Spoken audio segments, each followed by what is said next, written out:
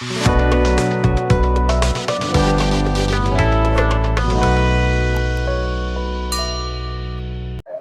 निकालना है, ये क्या हो जाएगा, वेलोसिटी।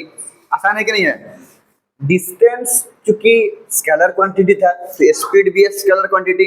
हमको पता है कि डिस्प्लेसमेंट एक पर्टिकुलर डायरेक्शन में होता है, तो डिस्प्लेसमेंट वेक्टर क्वांटिटी है, तो वेलोसिटी भी क्या हो जाएगा, वेक्टर क्वांटिटी। याद रहेगा। बाकी स्पीड का जो एसआई यूनिट होता है, वेलोसिटी का भी एसआई यूनिट, क्योंकि वो भी तो लेंथ बाई टाइम है ना। डिस्प्लेसमेंट बाई टाइम भी करेंगे तो डिस्प्लेसमेंट का मीटर और टाइम का सेकंड, तो वेलोसिटी का भी एसआई यूनिट हो जाएगा मीटर पर सेकंड।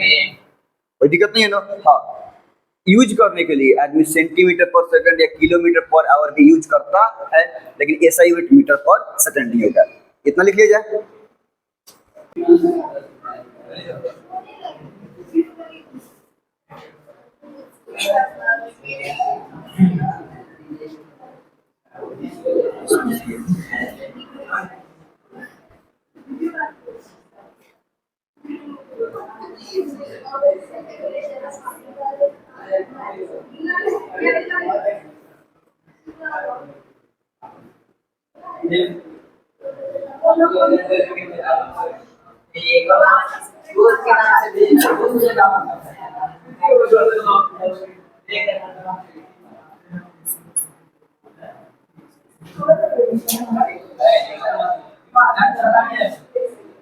हम बता दिए हैं कि वेलोसिटी को रिप्रेजेंट किया था v के ऊपर एक एरोबैक्स है, लेकिन हम लोग यूज करेंगे नॉर्मली स्मॉल v ही हम लोग यूज करेंगे। स्पीड के लिए कैपिटल एस और वेलोसिटी के लिए स्मॉल v। ठीक है, तो यहां से क्या आया कि वेलोसिटी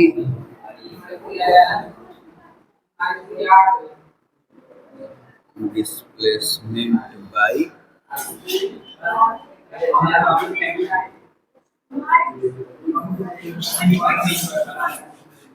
डिस्प्लेसमेंट को हम लोग रिप्रेजेंट, वैसे डिस्प्लेसमेंट रिप्रेजेंट होता है स्मॉल एस से, लेकिन हम लोग करेंगे लोग एक्स से, बताए हुए हैं एक्स बाई टी। देखो डिस्प्लेसमेंट का क्या होगा, मीटर, और टाइम का सेकंड। मीटर पर सेकंड आ गया कि नहीं आ गया।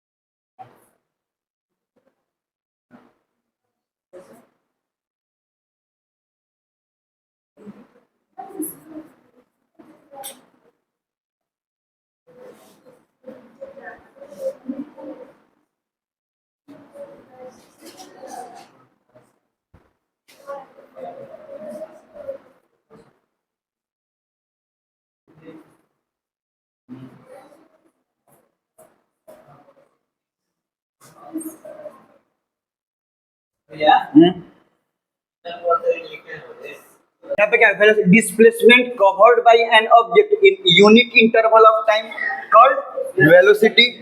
वेलोसिटी बराबर क्या होगा, डिस्प्लेसमेंट बाय टाइम, मतलब वही वेलोसिटी स्मॉल v से रिप्रेजेंट किया है x बाई टी। यूनिट हो जाएगा मीटर पर सेकंड। यूज करने के लिए क्या, सेंटीमीटर पर सेकंड या किलोमीटर पर आवर भी यूज किया जा सकता है। और वेलोसिटी, वेलोसिटी कैसा क्वांटिटी है, वो वेक्टर क्वांटिटी। एक छोटा सा न्यूमेरिकल है, मान लो, बस समझाने के लिए हम दे रहे हैं कि अंतर स्पीड में और वेलोसिटी में अंतर क्या है, हल्का सा समझाने के लिए बात कर रहे हैं। मान लो कि हम बोले थे कि कोई ऑब्जेक्ट, मान लो कि यहाँ पे है, ये ऑब्जेक्ट ए है, सुन रहा सब, ये यहाँ से बी पर आया, मान लो कि ये 4 मीटर है, और यहाँ से सी पर गया, मान लो कि ये क्या है कि 3 मीटर है। हमको इसका स्पीड भी निकालना है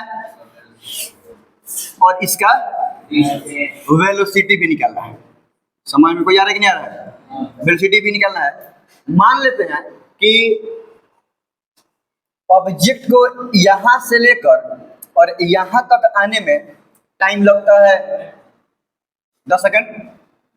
चलो 10 सेकंड टाइम लगता है, तब हमको ए से लेकर सी तक आने में स्पीड भी निकालना है और वेलोसिटी भी निकालना है। यहाँ तो कोई भी दिक्कत नहीं है ना, निकाला जाए कि निकाल देगा सब। अगर हम स्पीड की बात करें तो स्पीड बराबर क्या होता है, डिस्टेंस बाय टाइम, यही होता है ना। तो अगर डिस्टेंस की बात करें तो डिस्टेंस कितना हो जाएगा, 4 + 3, और टाइम दिया हुआ है कितना सेकंड, 10 सेकंड। तो 7/10 ये इतना ही आ रहा है ना, मीटर पर सेकंड, या पॉइंट में 0.7 मीटर पर सेकंड हो जाएगा। तो ये 0.7 मीटर पर सेकंड क्या हो गया, स्पीड। और अगर हम वेलोसिटी की बात करें तो वेलोसिटी बराबर क्या होता है, डिस्प्लेसमेंट बाय टाइम। तो अब तो हमको यहाँ से लेकर यहाँ तक का डिस्प्लेसमेंट निकालना होगा, ये निकालना होगा। तो हमको अगर हम ऐसे जाएंगे तो ये तो हमारा हो गया डिस्टेंस, ये इनिशियल और ये फाइनल, ये हमारा ना डिस्प्लेसमेंट हुआ। तो ये 4 है, ये 3 है, तो हमको ये निकालना है। तो अगर हम ये डिस्प्लेसमेंट क्या हो गया इसमें, AC, यही ना हो गया। तो पाइथागोरस थ्योरम से AC² = 90 के सामने वाला है ना, AB² + BC²। तो ये AB कितना है, 4² + 3²। तो ये हो गया हमारा 16 + 9 मतलब 25। तो AC बराबर स्क्वायर है ना, उधर जाएगा तो √25 हो जाएगा। तो बाहर निकला कितना, 5 मीटर, बोलो। तो ये 5 मीटर क्या आ गया, डिस्प्लेसमेंट। डिस्प्लेसमेंट कितना आ गया, 5 मीटर। डिस्प्लेसमेंट आ गया 5 मीटर और टाइम दिया हुआ है 10 सेकेंड। 5/10 1/2 मीटर पर सेकेंड, डेसिमल में 0.5 मीटर पर सेकेंड। तो अगर डिस्टेंस बाय टाइम करते हो तो ये हमारा हो गया स्पीड, और डिस्प्लेसमेंट बाय टाइम करते हो तो ये हो गया हमारा वेलोसिटी। क्या हो गया हमारा, वेलोसिटी। कोई दिक्कत नहीं है ना। हम लोग लास्ट क्लास में वेलोसिटी के बारे में देखे थे ना। तो वैसे ही वेलोसिटी में भी होता है एवरेज वेलोसिटी और इंस्टेंटेनियस वेलोसिटी। नहीं, हालांकि इंस्टेंटेनियस वेलोसिटी तो आदमी निकाल ही नहीं सकता है। मतलब वो बहुत, कहने का मतलब ये है कि अगर डेफिनेशन वाइज जाए तो इंस्टेंटेनियस स्पीड निकाल देगा, लेकिन अगर बहुत कम टाइम के इंस्टेंटेनियस स्पीड को ही हम बोल देते हैं इंस्टेंटेनियस वेलोसिटी। खैर डेफिनेशन है। तो एवरेज स्पीड में हम लोग पढ़े थे लोग कि total distance by total time. तो वैसे ही एवरेज वेलोसिटी में पढ़ेंगे total displacement bye total time. नहीं था ना, स्पीड में डिस्टेंस बाय टाइम और वेलोसिटी मतलब डिस्प्लेसमेंट बाय टाइम। और डिस्टेंस डिस्प्लेसमेंट में अंतर पता है ना, ठीक है। तो एवरेज स्पीड में था total distance by total time, total displacement bye total time. इसी को डिफाइन करेंगे एवरेज वेलोसिटी के रूप में, ठीक है। अगर कोई भी ऑब्जेक्ट स्ट्रेट लाइन मोशन में जा रहा है, मतलब एक ही डायरेक्शन मूव कर रहा है, तो उस समय ऑब्जेक्ट का एवरेज स्पीड और एवरेज वेलोसिटी दोनों बराबर। क्यों? क्योंकि स्ट्रेट लाइन में जा रहा है तो डिस्टेंस जितना होगा डिस्प्लेसमेंट भी उतना ही होगा। हम लोग देखे थे लोग ना, स्ट्रेट लाइन में डिस्टेंस भी उतना ही और डिस्प्लेसमेंट भी उतना ही। तो एवरेज स्पीड भी उतना ही और एवरेज वेलोसिटी भी उतना ही। तो अगर स्ट्रेट लाइन मोशन में एवरेज स्पीड और एवरेज वेलोसिटी दोनों बराबर होता है, कोई दिक्कत नहीं है ना।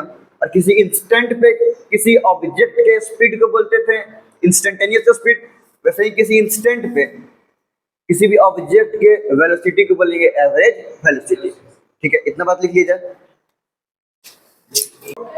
Average velocity, it is defined as total displacement covered by an object divided by total time taken. कोई भी ऑब्जेक्ट टोटल कितना डिस्प्लेसमेंट कवर किया है, इसको टोटल टाइम से डिवाइड कर देंगे तो और उस ऑब्जेक्ट का एवरेज वेलोसिटी निकल जाएगा। जो कल हम लोग क्वेश्चन बना रहे थे तो वो एक्चुअली में एवरेज वेलोसिटी ही निकाल रहे थे लोग, ठीक है।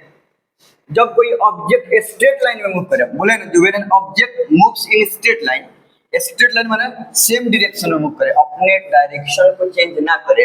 कुछ इस तरह, मान लो कि इधर से इधर जा रहा है, अब ये अगर यहाँ पे रुके, अगर ये इधर आने लगे तभी भी तो स्ट्रेट लाइन में है। ये कुछ इस तरह की स्ट्रेट लाइन में मूव तो करे, लेकिन इस तरह से नहीं कि कुछ दूर आगे जाके आप पीछे में आए। पीछे में आएगा तो डिस्टेंस और डिस्प्लेसमेंट बराबर नहीं होगा।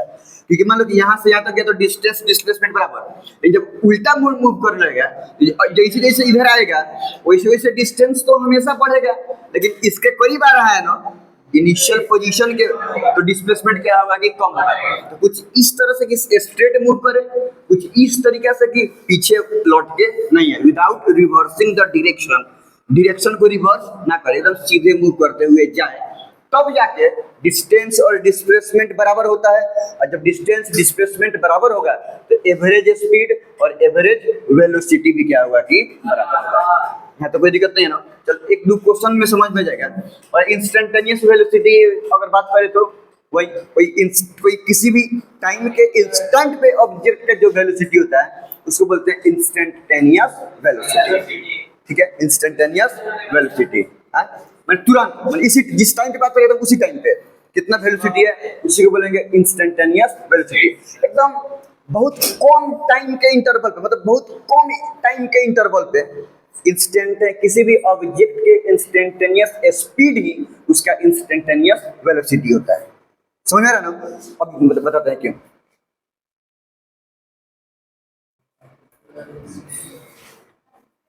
Instantaneous velocity of an object at a particular instant of time called instantaneous।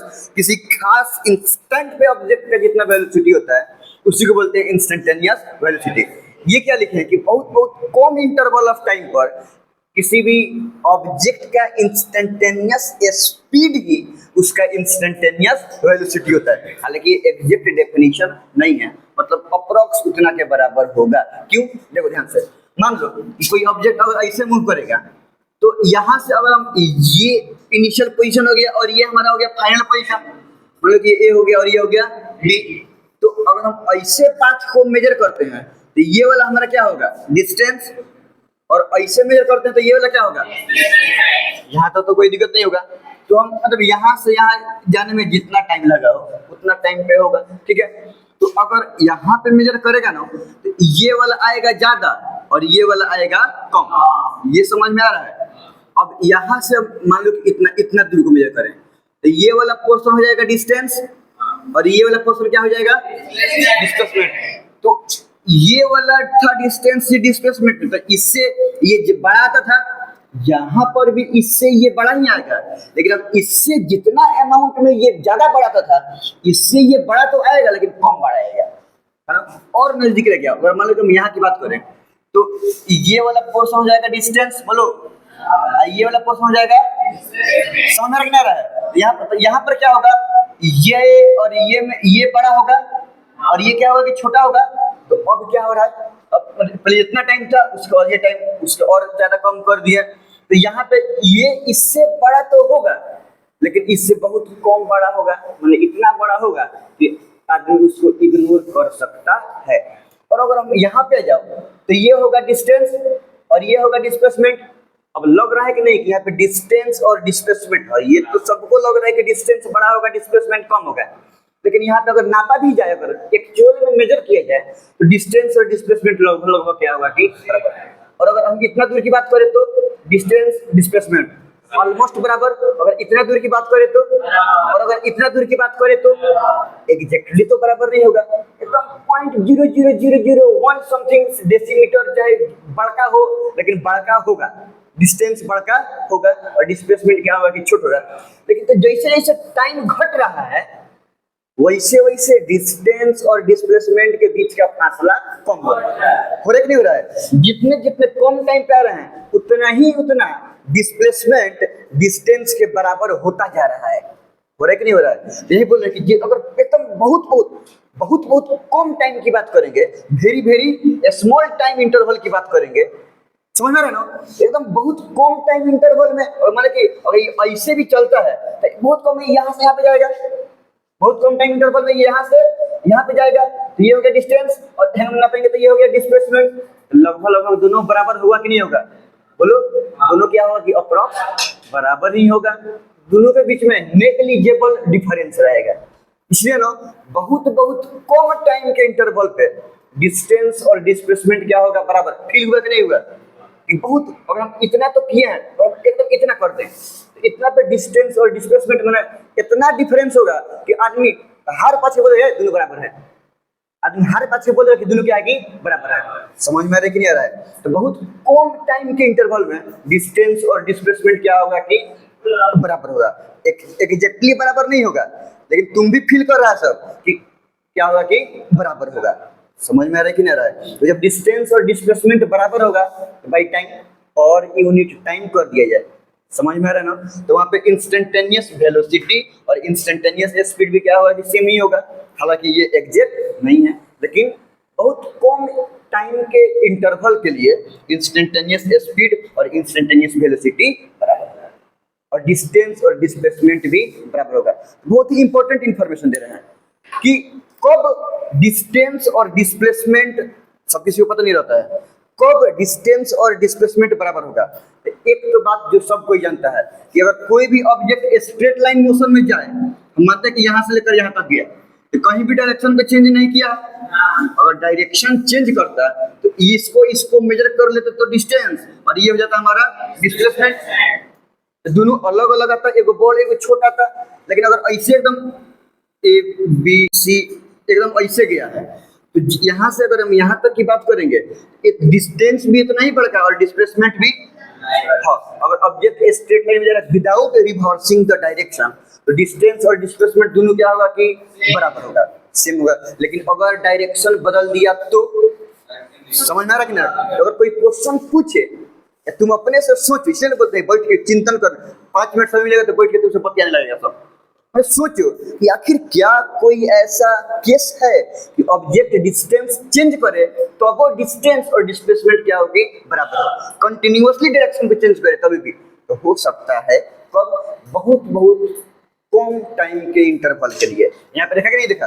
ऐसे मूव कर रहे हैं तो सर्कल में क्या होता है, हर पॉइंट, हर एक पॉइंट अगले पॉइंट से दूसरा डायरेक्शन में रहता है। समझ में रह रहे हैं? एकदम हर एक पॉइंट पे डायरेक्शन क्या होता है कि चेंज होता है ना?